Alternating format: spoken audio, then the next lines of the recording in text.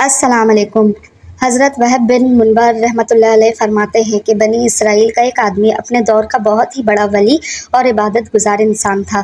اس علاقے میں ایک گھر میں 3 بھائی اور ایک بہن رہتے تھے۔ تینوں بھائیوں کو اچانک کہیں جانا پڑ گیا۔ وہ بہن کے بارے میں پریشان ہو گئے کہ اسے کس کے پاس چھوڑ کر جائیں جو اس کی حفاظت کر سکے، کیونکہ وہ اسے اپنے ساتھ سفر پر نہیں لے جا سکتے تھے۔ انہیں ثابت سے سب سے زیادہ یقین کامل تھا، اس لیے تینوں اس کے پاس گئے اور انہوں نے اپنی بہن کی نگرانی کی درخواست کی، مگر اس نے پناہ مانگی اور انکار کر دیا۔ مگر ان تینوں نے بے حد اصرار کیا، اپنی مجبوری ظاہر کی تو وہ بامشکل مان گیا اور اسے اپنی خانقاہ کے ساتھ ایک کمرے میں رہائش دے دی۔ کافی عرصے تک لڑکی کا کھانا یہ عابد خانقاہ کے دروازے پر چھوڑ کر واپس چلا جاتا۔ عورت دروازے سے کھانا اٹھا کر اپنے کمرے میں لے جاتی تھی۔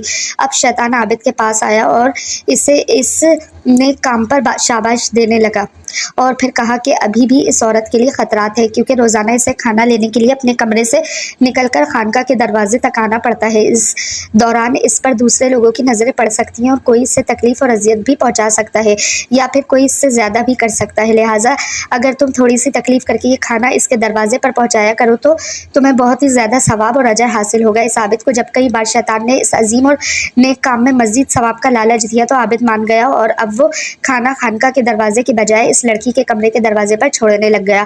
کچھ عرصے بعد شیطان اس عابد کے پاس پھر آنے لگا اور اس کے اس عظیم ثواب کے کام کی تعریف کی، جس سے عابد نے اسے اپنا مخلص دوست سمجھا۔ شیطان نے اب اسے مشورہ دیا کہ کسی بھی پریشان حال، مصیبت زدہ اور دکھی انسان کو خوش کرنے کا بہت بڑا اجر و ثواب ہے، اور اس عورت سے بڑا پریشان کون ہوگا جو دن رات اپنے ایک کمرے میں بند رہتی ہے، کوئی بھی اس سے ہفتوں نہیں بلکہ مہینوں بات نہیں کرتا، آخر وہ بھی تو انسان ہے، وہ گھبرا جاتی ہوگی۔ اس لیے کبھی کبھی خدا کی رضا کے لیے اور اس عورت کا غم، دکھ، پریشانی اور صدمہ کم کرنے کے لیے بات کر لیا کرو تو اس میں بھی بہت ثواب ہوگا۔ عابد کے دل میں شیطان کی بات اتر گئی کہ واقعی ایک عورت تنہا مہینوں کسی سے بات نہ کرے ضرور پریشان ہوتی ہوگی۔ اب وہ تقریباً روزانہ خانقاہ کی کھڑکی سے ہی لڑکی کا حال احوال پوچھ لیتا اور کچھ بات کر لیا کرتا تھا۔ کچھ عرصے بعد شیطان پھر ایک خیرخواہ کے روپ میں آ گیا اور عابد سے کہنے لگا، ظاہر بات ہے تم یہ سب کچھ ثواب کے لیے کر رہے ہو، تو پھر کھڑکی سے تھوڑی دیر کے لیے بات کرنے کے بجائے خانقاہ کے دروازے پر اس عورت کے قریب بیٹھ کر بات کر لیا کرو، کیونکہ کھڑکی سے بات کرنے میں اونچی آواز میں بولنا پڑتا ہے اور گرجا میں اتنا بلند آواز سے بولنا اچھا بھی نہیں۔ عابد کو یہ دینی مسئلہ بھی سمجھ میں آ گیا۔ اب اس عورت سے اپنے گرجا کے دروازے پر کچھ دیر کے لیے باتیں کر لیا کرتا تھا۔ پھر کچھ ہی دنوں بعد شیطان اپنے شیطانی مشن کی تکمیل کے لیے عابد سے کہنے لگا کہ اس عورت کو گرجا تک آنے اور جانے میں بھی تکلیف ہوتی ہوگی، اور ویسے بھی اسے دوسرے غیر متعلقہ لوگوں کی نظر اس پر پڑتی ہوگی، یہ شرعی اعتبار سے غلط ہے۔ عورت کو گھر سے باہر نہیں نکلنا چاہیے، اس لیے اس کے کمرے کے دروازے پر بات کرنا زیادہ بہتر ہوگا، اس میں بے پردگی کے خطرات بھی کم ہو جائیں گے۔ چنانچہ یہ بات بھی دینی جذبے کی حامل تھی، لہٰذا عابد نے بلا چوں و چرا شیطان کے اس مشورے پر عمل شروع کر دیا۔ اب عابد روزانہ کچھ وقت کے لیے گرجا سے نکل کر عورت کے کمرے کے دروازے پر کچھ دیر حال احوال پوچھ کر واپس آ کر عبادت میں مصروف ہو جاتا تھا۔ کچھ ہی عرصے بعد شیطان نے پھر عابد کو اکسایا کہ یوں دروازے پر بیٹھنا غیر مناسب ہے، اگر آپ اندر کمرے میں بیٹھ جائیں تو یہ آپ کی شخصیت کے لیے مناسب ہے، کیونکہ دروازے پر تو بھکاری بیٹھا کرتے ہیں۔ عابد کو یہ بات بھی حقیقت کے قریب اور مناسب نظر آئی اور اس پر بھی عمل شروع کر دیا، مگر ابھی تک وہ عورت پردے میں رہ کر بات کرتی تھی اور یہ عابد بھی بس تھوڑی دیر تک حال احوال اور اس کی کوئی ضرورت یا کام معلوم کر کے واپس آ جایا کرتا تھا۔ ایک بار پھر شیطان نے عابد کو سمجھایا کہ تم جتنی دیر بھی اس عورت سے باتیں کرتے ہو، چونکہ یہ سب ایک نیک نیت، اچھے جذبے اور ثواب کی خاطر کرتے ہو، تو پھر تھوڑا سا ثواب کیوں؟ جتنی دیر تک ایک دکھی اور پریشان حال آدمی، اور وہ بھی صرف نازک یعنی ایک عورت کو تسلی دیتے رہو گے، اتنا زیادہ ثواب ملے گا۔ اب عابد کا اس عورت کے کمرے میں سارا دن گزرنے لگا، جبکہ رات گرجا گھر میں اس عابد نے شیطان ہی کے مشورے پر عورت کو پردے اور نقاب کی مسلسل پابندی میں مناسب حد تک نرمی کی بھی اجازت دے دی، اور پھر نقاب سرکتے سرکتے مکمل سرک گیا۔ اب شیطان کا کام تقریباً ختم ہو چکا تھا، کیونکہ عابد کے نیک جذبے پر نفس نے غلبہ پانا شروع کر دیا تھا اور نفسیانی خواہش نے رفتہ رفتہ تمام حدیں پار کر لی اور وہ عورت حاملہ ہو گئی، بچے کی ماں بن گئی۔ اب شیطان ایک بار پھر آ گیا اور کہنے لگا، یہ تم نے کیا کر دیا؟ اب اگر عورت کے بھائی آ گئے تو تمہاری خیر نہیں۔ پھر شیطان ہی کے مشورے پر اس نے نوزائیدہ بچے کو قتل करके गिरजा के करीब ही एक गड्ढे में दफन कर दिया। मगर फिर शैतान बाज ना आया और आबिद से कहने लगा, तुमने तो इस औरत के बच्चे को मार डाला है, अगर कभी इसने इस बारे में अपने भाइयों को बता दिया तो वो तुझे जरूर कत्ल कर देंगे। अब तुम्हारी जान सिर्फ इसी सूरत में बच सकती है कि तुम इस औरत को भी मारकर दफन कर दो और इसके भाइयों से कह देना वो खुदा की मर्जी और हुक्म से फौत हो गई। किसी को क्या पता चलेगा और कौन इन्हें इस बारे में बताएगा, क्योंकि इसकी किसी को खबर नहीं। शैतान की बात सुनकर आबिद घर गया कि वाकई औरत कभी भी इसका राज फाश कर सकती है, क्यों ना बांस ही को खत्म कर दिया जाए ताकि ना रहेगा बांस और ना बजेगी बांसुरी। और फिर आबिद ने इस औरत को भी कत्ल करके इस बच्चे के गड्ढे में इसी के साथ दफन करके ऊपर पत्थर रख दिए और मामूलात जिंदगी में मसरूफ हो गया। कुछ अरसे बाद इस औरत के भाई वापस आ गए और इस आबिद के पास अपनी बहन लेने गए तो आबिद ने रोते हुए इंतहाई गमजदा होकर बताया कि वो औरत बड़ी नेक सालेह, दीनदार और इबादत गुजार थी, मगर बीमारी की वजह से वो फौत हो गई। ये इसकी कब्र है। भाइयों ने कब्र देखी, कुछ देर ठहरे और आबिद से रुखसत होकर अपने घर चले गए। रात को जब सोए तो शैतान हर एक के ख्वाब में आया और इससे इनकी बहन के बारे में पूछा तो उन्होंने जैसा आबिद ने सुनाया था वो बताया, मगर शैतान ने कहा ये सब झूठ है। आबिद ने तुम्हारी बहन से बदकारी की, इससे बेटा पैदा हुआ, बदनामी के डर से इसने इस बेटे और तुम्हारी बहन को कत्ल करके गिरजा के दरवाजे के दाएं जानिब करीब ही गड्ढा खोद कर दफन कर दिया है। तुम्हें अगर यकीन ना आए तो जाकर देख लो। सुबह जब तीनों भाई उठे और अपना अपना ख्वाब सुनाने लगे तो तीनों भाई ये देखकर हैरान हो गए कि इनका ख्वाब बिल्कुल एक जैसा है। बड़ा भाई बोला, ये सब शैतानी ख्यालात हैं, छोड़ो ये सब फजूल है। मगर छोटा भाई बोला, नहीं मैं तो ज़रूर तहकीक करूँगा। और फिर तीनों ने जब ख्वाब में बताई गई जगह खोदी तो वहाँ दोनों माँ बेटे की लाश सर तन से जुदा मौजूद थी। और फिर आबिद को भी अपने गुनाह का इकरार करना पड़ा और इस जुर्म पर लोगों ने इसे सूली पर लटकाने का फैसला कर लिया। जब इस आबिद को सूली पर लटकाया जाने लगा तो शैतान एक बार फिर इसके पास आया और इससे पूछने लगा, क्या तुम मुझे जानते हो? तो आबिद ने नफी में जवाब दिया। शैतान बोला, मैं वही हूँ जिसने तुझे यहाँ तक पहुँचाया और आज तू खुद भी जलील और रुस्वा हो गया है और तमाम दूसरे आबिदों और राहिबों को जलील कर दिया है। कोई भी अब इन पर एतबार नहीं करेगा, मगर मेरे पास एक नुस्खा है। अगर तू मेरी बात मान ले तो मैं इनकी आंखों में धूल झोंक कर तुझे बचा भी सकता हूँ। आबिद ने पूछा, जरूर जरूर, मैं तेरी बात मानता हूँ, बस मुझे बचा लो। मैं क्या काम करूँ? शैतान बोला, बस अभी अभी इसी हालत में तुम मुझे एक सजदा कर दो, मैं अभी और फौरन तुम्हें बचा लेता हूँ। और फिर आबिद शैतान को सजदा करके मजहब से खारिज और काफिर हो गया। शैतान ये देखते ही भाग निकला और कहने लगा, मुझे खुदा ताला से डर लगता है। इस वाक़े के बारे में कुरान करीम में आयत नाजिल हुई, जैसा शैतान जब इंसान से कुफ्र करवा लेता है तो कहता है कि मैं तुझसे बेजार और अलग हूँ क्योंकि मैं खुदा रब्बुल आलमीन से डरता हूँ। फिर इन दोनों का अंजाम हमेशा की आग है और यही जालिमों का बदला है। कहा जाता है कि किसी इलाके में कहत साली पैदा हो गई। इस कहत साली की लपेट में न सिर्फ इंसान बल्कि चरिंद और परिंद सब इसका शिकार हो गए।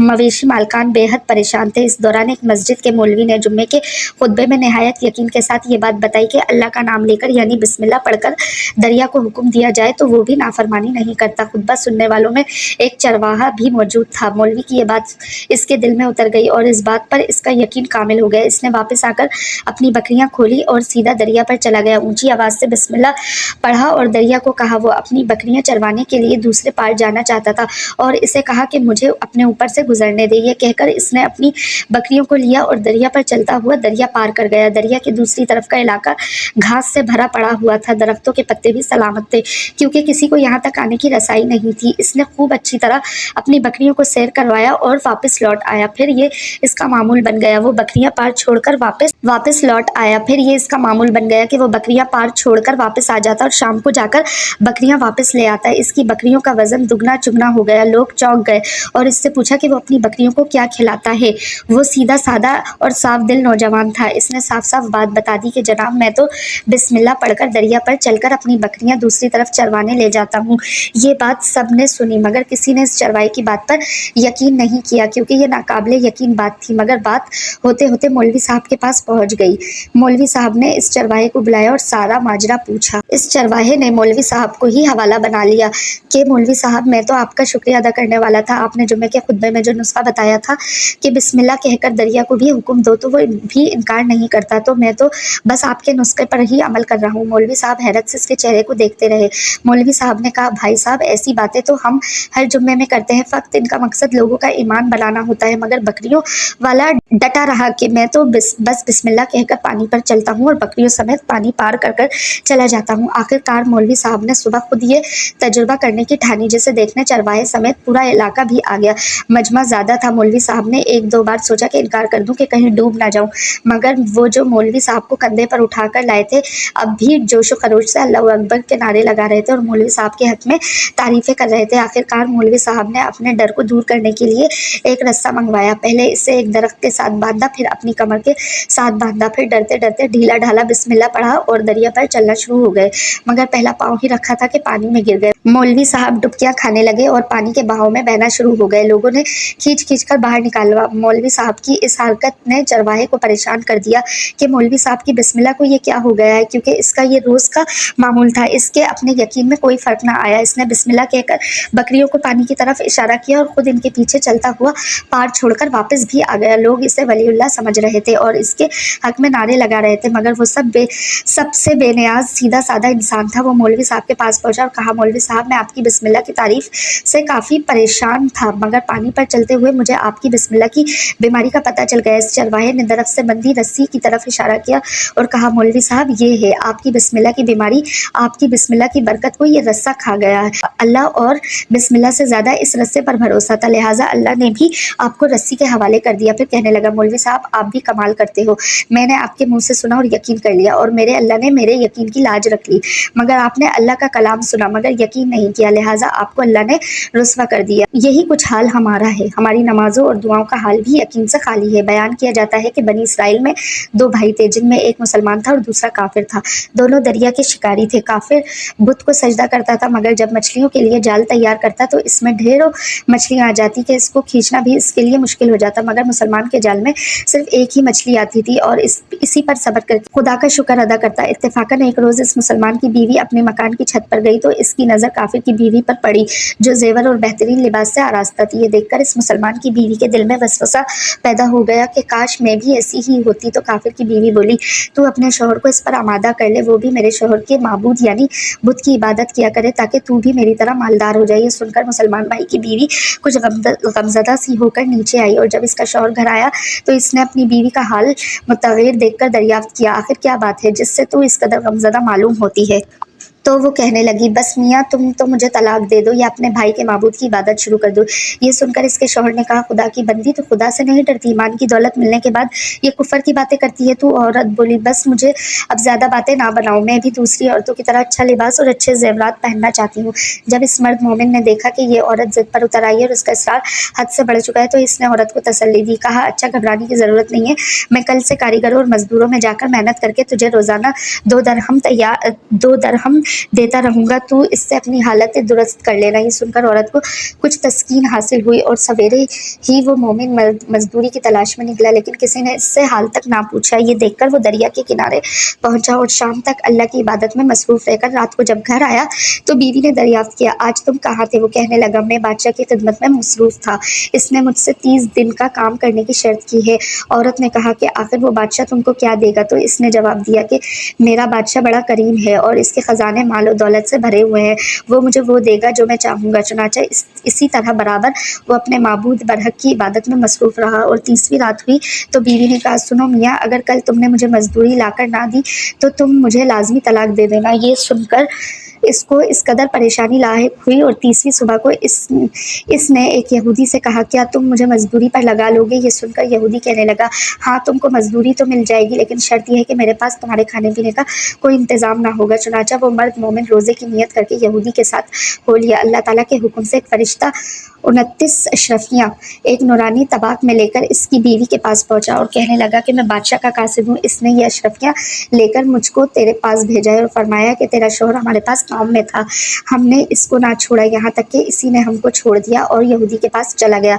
अगर वो हमारा काम करता तो हम इसको और ज़्यादा अजर देते, बस ये एक अशरफी की कमी इसी वजह से। चुनाचा वो औरत इन अशरफियों में से एक अशरफी लेकर बाजार गई। सुनार ने इसकी 1000 कीमत औरत के हाथ में रख दी और जब शाम को वो मोमिन मर्द घर वापस लौटा तो औरत ने इससे दरियाफ्त किया, आज तुम कहाँ थे? इसने जवाब दिया कि आज मैं एक यहूदी के काम पर गया हुआ था। तो बीवी कहने लगी कि आखिर बादशाह की खिदमत तर्क करके तुम दूसरे की खिदमत क्यों करते हो? फिर इसको अशरफियों का वाक़या सुनाया, जिसको सुनकर वो मर्द मोमिन रोते रोते बेहोश हो गया और जब इसको होश आया तो बीवी से कहने लगा, अफसोस कि मैं बादशाह दो जहान की खिदमत का हक अपने ऊपर लाजिम ना किया। इसके बाद इस शख्स ने इस औरत को छोड़ दिया और पहाड़ों पर चला गया, जहाँ खुदा की इबादत में मसरूफ़ रहकर इसका इंतकाल हो गया। अल्लाह ताला इस पर अपना रहम फरमाए। अल्लाह ताला हमारा खात्मा ईमान पर करे, आमीन।